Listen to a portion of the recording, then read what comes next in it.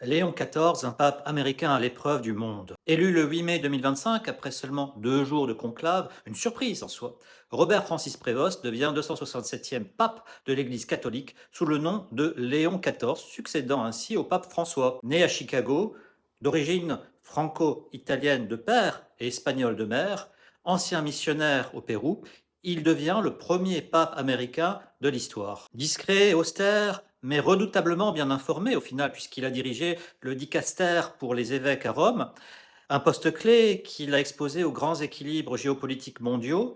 À ce titre, il connaît parfaitement les tensions internationales, de l'Ukraine à Gaza en passant par l'Amérique latine à l'Afrique.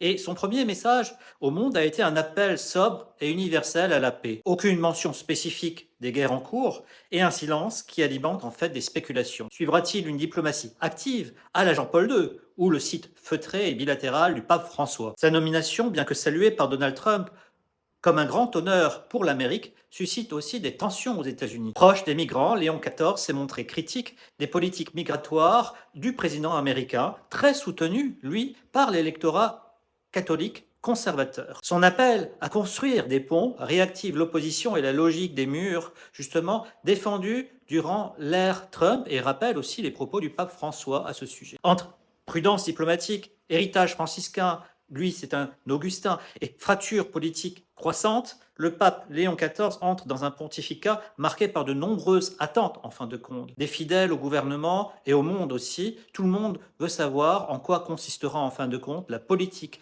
de l'Église qui sera suivie